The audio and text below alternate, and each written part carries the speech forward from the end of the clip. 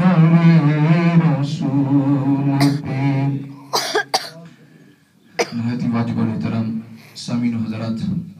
اللہ تبارک و تعالیٰ کا کرم و احسان ہے کہ ہم یہ مقدس گھڑیاں اللہ کے اور اللہ کے حبیب اور اس کے نیک بندوں کے ذکر میں صرف کر رہے ہیں، اور میں سمجھتا ہوں بڑا خوش نصیب وہ شخص ہوتا ہے جس بندے کو اللہ کے گھر کی حاضری نصیب ہو جائے اور اس کے گھر میں بیٹھنا نصیب ہو جائے۔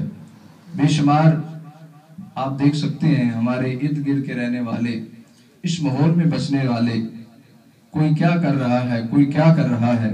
مگر اللہ کا ہم پر کرم ہے کہ ہم اس کے پیارے گھر کے اندر بیٹھ کر اللہ اور اس کے رسول کا ذکر کر رہے ہیں۔ ذرا محبت سے کہہ دیں سبحان اللہ، پیار سے کہہ دیں سبحان اللہ۔ اور یقیناً یہ جو نیک لوگوں کی جو محبت ہوتی ہے، یہ کوئی ہمارا اپنا دعویٰ نہیں ہے یا ہم خود ان سے محبت نہیں کرتے ہیں، بلکہ ان لوگوں کی محبت ہمارے دلوں میں ڈال دی جاتی ہے۔ اللہ پاک نے قرآن مجید کے اندر ارشاد فرمایا ان الذین آمنوا، بے شک وہ لوگ جو ایمان لائے، وعملوا الصالحات، اور صالح عمل کیے، اچھے عمل کیے، سیجعل لہم الرحمن ودا، اللہ ان کی محبت ڈال دے گا لوگوں کے دلوں میں، اللہ ان کی محبت لوگوں کے دلوں میں ڈال دے گا۔ تو یہ جو لوگ اللہ کا ذکر کرنے والے ہیں، جن کو ہم اولیاء اللہ کہتے ہیں، ہم کیوں حضور خواجہ معین الدین چشتی اجمیری رحمۃ اللہ علیہ کا ذکر کرتے ہیں، یا کیوں داتا داتا پکارتے ہیں، یا کیوں غریب نواز کہہ کے پکارتے ہیں؟ وجہ اصل میں یہ ہے کہ ان لوگوں نے رب کو یاد کیا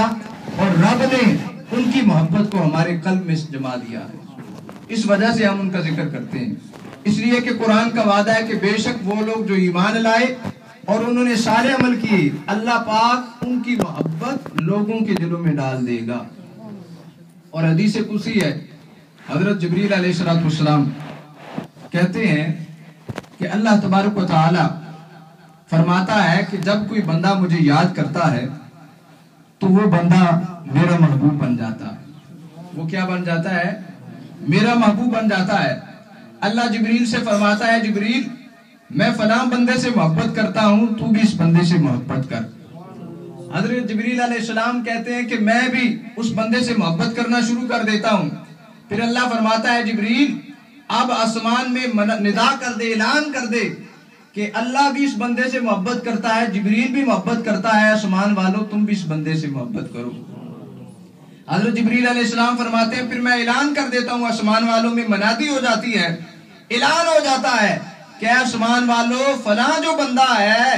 اللہ تبارک و تعالیٰ کا محبوب ہو گیا ہے، اللہ بھی اس بندے سے محبت کرتا ہے، اللہ کا رسول بھی اس بندے سے محبت کرتا ہے، لہٰذا تم آسمان والے بھی اس سے محبت کرو۔ فرمایا اس کے بعد اسی طرح زمین کے اندر بھی اعلان کر دیا جاتا ہے اور لوگوں کے دلوں کے اندر اس اللہ کے نیک بندے کی محبت کو ڈال دیا جاتا ہے۔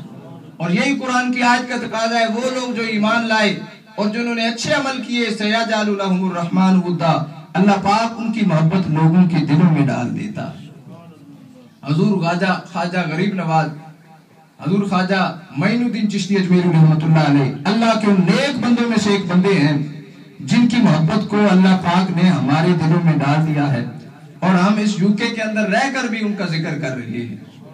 آپ کو دنیا سے گئے ہوئے سینکڑوں سال ہو گئے ہیں، مگر اس کے باوجود آپ کا ذکر آج بھی اسی طرح جاری و ساری ہے،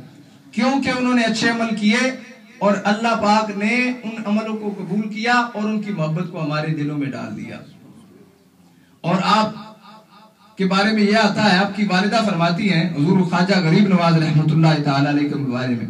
آپ کی والدہ فرماتی ہیں کہ آپ ابھی بطن میں تھے تو جب حضور خواجہ غریب نواز ابھی ماں کے پیٹ کے اندر تھے تو فرماتی ہیں میں سنا کرتی تھی کہ آپ کلمہ پڑھتے ہوئے نظر آتے تھے، لا الہ الا اللہ محمد رسول اللہ۔ تو جس کی یہ شان ہو کہ ماں کے پیٹ میں بھی کلمہ پڑھتا ہو، جس کا بچپن اتنا عظیم ہو، پھر اس کا لڑکپن کتنا عظیم ہوگا۔ تو یہ جو اللہ کے ولی ہوتے ہیں، یہ جب پیدا ہوتے ہیں تو ان کا عام لوگوں کی طرح یہ نہیں ہوتے، بلکہ اللہ ان لوگوں کا انتخاب فرما لیتا ہے، اور اللہ پاک کی توفیق ان کے ساتھ شامل حال ہوتی ہے کہ پیدا ہوتے ہی اللہ پاک کے فرمانبرداری اور اللہ کے محبوب کی اطاعت گزاری میں وہ زندگی کو گزار دیتے ہیں. اور آپ کے بارے میں فرماتے ہیں، آپ خود فرماتے ہیں، آپ کی کتاب کے اندر آتا ہے، حضور خواجہ غریب نواز رحمۃ اللہ علیہ فرماتے ہیں کہ مجھے سب سے زیادہ جس چیز نے بدلا اور تبدیل کیا اور میری زندگی میں انقلاب برپا کیا، فرماتے ہیں وہ وقت تھا جب میرا ایک باغ تھا اور میں اس باغ کے اندر کھڑا تھا اور پانی لگا رہا تھا پودوں کو. فرماتے ہیں اس وقت ایک بزرگ اس باغ میں آئے اور داخل ہوئے اور انہوں نے کیا کیا، انہوں نے کہا بیٹا مجھے کوئی چیز کھانے کے لیے عطا کر دو. آپ فرماتے ہیں میں نے انگوروں کا ایک گچھا لیا اور انگوروں کا وہ گچھا آپ کو پکڑایا اور آپ نے اس کو کھایا، اور اس کے بعد آپ کے پاس ایک روٹی کا ٹکڑا تھا. آپ نے فرمایا بیٹا میرے پاس اور تو کچھ نہیں ہے، یہ روٹی کا ٹکڑا تجھے عطا کرتا ہوں، اس کو کھا لے اور اس کے لیے جزا بنا لے. تو سنیں حضور خواجہ معین الدین چشتی اجمیری رحمۃ اللہ علیہ آپ فرماتے ہیں بس وہ بزرگ حضرت ابراہیم کندوزی رحمۃ اللہ علیہ جب انہوں نے مجھے وہ روٹی کا ٹکڑا دیا، جو میں روٹی کا ٹکڑا کھاتا گیا میری اندر کی زندگی بدل دی گئی، میری زندگی میں انقلاب آ گیا اور مجھے اللہ کی معرفت نصیب ہو گئی. اس کے بعد مجھے دنیا داری سے میری محبت ختم ہو گئی اور میں نے اس باغ کو بیچ کر غریبوں میں تقسیم کر دیا، اور اسی وقت میں نے طے کر لیا میں علم دین سیکھوں گا اور اس کو گلی گلی کوچا کوچا میں جا کر پھیلاؤں گا. تو یہ اللہ کے ولیوں کی نشان ہوتی ہے، یہ اللہ کے نیک بندوں کی پہچان ہوتی ہے کہ وہ علم حاصل کرتے ہیں، اس کو آگے پھیلاتے ہیں، اور اسلام ان کا اصل جو ہے مشن ہوا کرتا ہے. اور یہ اسلام انہوں نے ڈنڈے سے نہیں پھیلایا بلکہ محبت سے پھیلایا ہے، کسی سختی سے نہیں پھیلایا بلکہ قوت سے پھیلایا ہے، کسی پر تنقید کر کے نہیں پھیلایا بلکہ محبت اور جو ہے پیار کا درس دے کر جو ہے پھیلایا ہے. آپ کے بارے میں آتا ہے حضور خواجہ غریب نواز رحمۃ اللہ تعالی کہ آپ جب حضور داتا گنج بخش رحمۃ اللہ علیہ کی مزار اقدس پر گئے اور وہاں جا کر آپ نے چلہ کشی کی، مراقبہ کیا، اور جب چلہ سے فارغ ہونے لگے تو حضور داتا گنج بخش رحمۃ اللہ علیہ کا فیضان جب آپ پر برسا اور نور کی برسات ہوئی تو پکار کر آپ کہنے لگے گنج بخش فیض مظہر نور خدا، نا کسارا پیر کامل کامل آرا رانما. ہم کہتے ہیں کہ داتا دیتے ہیں، وہ ہر ایک کو دیتے ہیں، وہ ہر ایک کو دیتے ہیں. تو ایک اسی طرح حضور داتا گنج بخش رحمۃ اللہ علیہ کا ایک گستاخ تھا، تو ان کے بارے میں نے سنا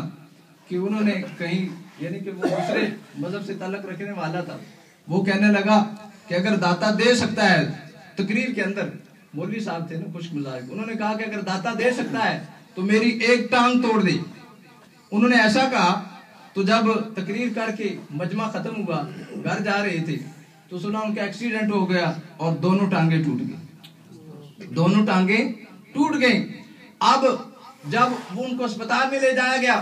انہوں نے کہا تھا کہ آپ تقریر کے دوران کہا تھا کہ اگر داتا کچھ کر سکتا ہے تصرف کر سکتا ہے یا کچھ توڑ سکتا ہے دے سکتا ہے تو میری ایک ٹانگ توڑ دے. تو وہ آگے سے ایک منطقی جواب دینے لگے کہ میں نے تو ایک ٹانگ کے لیے مطالبہ کیا تھا، میری تو دو ٹوٹ گئی ہیں، تو لہذا یہ کوئی جواب تو نہ بنا. انہوں نے کہا کہ اسی لیے تو ہم ان کو داتا دیتے ہیں کہ ہم ایک مانگتے ہیں وہ دو عطا فرماتے ہیں، ہم ایک مانگتے ہیں وہ دو عطا فرماتے ہیں. تو حضور داتا گنج بخش رحمۃ اللہ علیہ فیضان دیتے ہیں، اور نہ صرف عام بندوں کو دیتے ہیں بلکہ اللہ کے ولیوں کو بھی دیتے ہیں. اور حضرت خواجہ غریب نواز رحمۃ اللہ علیہ فرماتے ہیں کہ جب میں چلہ سے فارغ ہوا تو حضور داتا گنج بخش نے جب مجھے سب کچھ عطا فرمایا، نور معرفت عطا کر دیا، تو آپ نے ان کے بارے میں ایک شعر کہا. آج بھی آپ حضور داتا گنج بخش رحمۃ اللہ علیہ کے مزار پر جائیں تو سب سے پہلے اوپر جو وہ شعر لکھا ہو گیا دروازے کے اوپر، وہ کیا شعر تھا؟ آپ نے کہا کہ حضور داتا آپ سب کو دیتے ہیں، نا کسارا پیر کامل کامل آرا رہنما. آپ کا خزانہ اتنا عام ہے، ہر کسی کو آپ لٹا رہے ہیں، یہاں تک کہ اگر کوئی ناقص آتا ہے آپ اسے بھی کامل بنا دیتے ہیں، اور اگر کوئی کامل بھی آتا ہے مجھ جیسا تو آپ اس کی بھی رہنمائی فرمانے والے ہیں. تو یہ بڑی بات ہوتی ہے. ایک آدمی ہوتا ہے نا، مثلا ایک وہ آدمی ہے وہ نرسری کلاس کو پڑھاتا ہے، تو ایک وہ آدمی ہے جو B A M A classes کو پڑھاتا ہے. اب جو آدمی نرسری کلاس کو پڑھاتا ہے تو اسے اگر کہا جائے بھائی ایم اے کی کلاسز کو پڑھاؤ، اب اس کے لیے مشکل ہے، وہ کہتا ہے میں اس کو نہیں پڑھا سکتا، میں اس قابل نہیں ہوں. اور اگر ایم اے والے کو کہا جائے میں تم پڑھا لو تو وہ تھوڑی سی دقت تو محسوس ہوگی مگر وہ پڑھا لے گا. تو حضور داتا گنج بخش رحمت اللہ علیہ کو اللہ پاک نے یہ خوبی عطا فرمائی تھی، آپ نے اللہ پاک نے آپ کو یہ ابیلٹی عطا فرمائی تھی کہ اگر آپ عام بندہ بھی آپ کے دربار پر جاتا ہے آپ اس کو بھی عطا فرماتے ہیں، اگر کوئی کامل بھی جاتا ہے آپ اس کی بھی رہنمائی فرماتے ہیں. تو اس کے بعد حضور خواجہ غریب نواز رحمت اللہ علیہ فرماتے ہیں کہ جب مجھے خواب کے اندر اشارہ دیا گیا سرکار مدینہ صلی اللہ علیہ وسلم کی طرف سے کہ آپ نے اجمیر شریف جانا ہے اور وہاں جا کر دین کی خدمت انجام دینی ہے، تو فرماتے ہیں کہ خواب کے اندر ہی وہ مجھے اجمیر والی جگہ بھی دکھا دی گئی تھی. جب آپ اجمیر میں پہنچتے ہیں وہاں سارے کے سارے ہندو آباد تھے، کوئی مسلمانوں کا گھر نہیں تھا، نہ کوئی نام لینے والا تھا، اور وہاں کا جو ایک راجہ تھا وہ بھی ہندو تھا. تو آپ نے سب سے پہلے جس جگہ پر جا کر پڑاؤ ڈالا اور ڈیرا ڈالا وہ جگہ تھی جہاں پر اس راجہ کے